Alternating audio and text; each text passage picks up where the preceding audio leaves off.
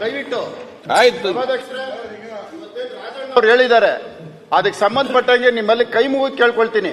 ನನ್ನ ಮೇಲಾಗಿರುವಂತ ಅತ್ಯಾಚಾರನ ಸಿಬಿಐ ಕೊಡೋದಕ್ಕೆ ಅಂತ ನಾನು ಇವತ್ತು ಅಧಿಕಾರ ಇದೆ ಸರ್ಕಾರಕ್ಕೆ ಸಿಬಿಐ ಕೊಡೋದಕ್ಕೆ. ಯಾರು ಮಾಡಿದ್ರು ಸರಿ, ಆಯ್ತು. ನಾನು ತಪ್ಪು ಮಾಡಿದಿನ ಗಲ್ಗಾಕ್ರಿ, ಸಿಬಿಐ ಕೊಟ್ಬಿಟ್ಟು ಎನ್ಕ್ವೈರಿ ಮಾಡಿಸಿ. ಒಂದಂತೂ ಹೇಳ್ತೀನಿ, ಮುಂದಿನ ದಿನದಲ್ಲಿ ಎಲ್ಲಾ ಶಾಸಕರಿಗೂ ಹೇಳ್ತೀನಿ, ನಮ್ಮ ಜೀವನ ಹಾಳು ಮಾಡೋದಕ್ಕೆ ಎಷ್ಟು ಬೇಕು ಅಷ್ಟು ನಡೀತಾ ಇದೆ. ನನ್ನ ಜೀವನ ಹಾಳಾಗೋಗ್ಲಿ. ಸಭಾಧ್ಯಕ್ಷರೇ ದಯವಿಟ್ಟು ಮಾತಾಡಕ್ಕೆ ಅವಕಾಶ ಕೊಡಿ. ಈಗಲ್ಲ ಮತ್ತೆ ಮಾತಾಡಿ ಹೇಳಿ ಬಜೆಟ್ ಅಲ್ಲಿ ಸಭಾಧ್ಯಕ್ಷರೇ ನಿಮ್ಮ ಕೈ ಮುಗಿ ಕೇಳ್ತೀನಿ, ಕೇಳ್ಕೊಳ್ಳಿ. ಅವ್ರಿಗೆ 15 ವರ್ಷ ಆಯ್ತು, ಅವ್ರು ಏನಂತ ತಲೆ ಎತ್ಕೊಂಡು ಹೊರಡ್ತಾರೆ. ನೀವ್ ಏನ್ ಬೇಕಾದ್ರೆ ಪನಿಷ್ಮೆಂಟ್ ಕೊಡಿ. ರೇಪ್ ಮಾಡಿಲ್ಲ ಸಭಾಧ್ಯಕ್ಷರೇ, ಇವತ್ತು ಇಲ್ಲಿ ಬರ್ಲಿ. ಇವತ್ತು ಬಂದ್ಬಿಟ್ರೆ ನನ್ನ ಎದುರುಗಡೆ ಪ್ರಮಾಣ ಮಾಡ್ಲಿ. ಅವ್ರು ಮುಗಿಯಂತ ಶನಿಮಾತ್ಮನ ದೇವಸ್ಥಾನಕ್ಕೆ ಹೋಗಿ ಮುಗಿತಾರೆ, ಪ್ರಮಾಣ ಮಾಡ್ಲಿ. ನಾನು ಆಯ್ತು ಪ್ರತ್ಯಾಗಿನಿ ದೇವಸ್ಥಾನಕ್ಕೆ ಹೋಗಿ ನನ್ನ ಮೇಲೆ ರೇಪ್ ಕೇಸ್ ಮಾಡಿದೀನಿ. ನಾನು ಈ ತರ ನನ್ನ ಜೀವನ ಹಾಳು ಮಾಡೋದಕ್ಕೆ ರೇಪ್ ಕೇಸ್ ಹಾಕ್ತಾರ ಇವರು.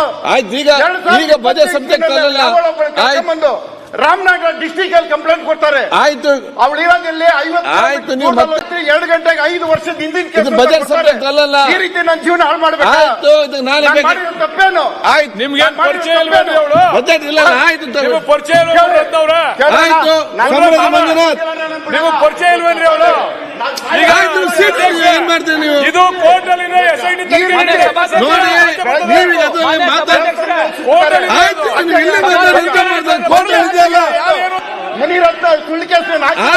ತನಿಖೆ ನಡೀತಾ ಇಲ್ಲಿ ಯಾಕೆ ಮಾತಾಡ್ತೀರಿ? ಇಲ್ಲೇ ಸಭೆ ತೆಗಿಬೇಡಿ. ಬಜೆಟ್ ಬಗ್ಗೆ ಮಾತಾಡ್ತೀರಿ, ಯಾಕೆ ಈ ರೀತಿ ಮಾತಾಡ್ತೀರಿ? ಆಯ್ತು ಮುಂದೆ ಆಯ್ತು ಮುಂದೆ ಈ ರೀತಿ ಮಾತಾಡ್ತೀರ?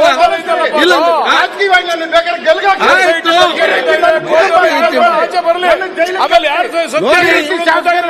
ಆಯ್ತು, ನೋಡಿ ಮಾತಾಡೋದು ಸರಿಯಲ್ಲ. ಮತ್ತೆ ಹೇಳ್ತಾನೆ ಬಜೆಟ್ ನಲ್ಲಿ ಇದನ್ನು ಈಗ ಮಾತಾಡ್ದಲ್ಲ. ಬಜೆಟ್ ಅಲ್ಲಿ ಯಾಕೆ ಪರ್ಸನಲ್ ವಿಷಯ ಕಡೆ ಮಾತಾಡ್ತೇನೆ ನೋಡಿ. ಆ ರೀತಿ ಮಾತಾಡಿ ಬಜೆಟ್ ಬಗ್ಗೆ ಮಾತಾಡ್ರಿ. ಏನು ಮಾತಾಡ್ತಾರೆ? ಸಮ್ಮತಿ ಮಂಜುನಾಥ್ ಕಂಟಿನ್ಯೂ ಮಾಡಿ.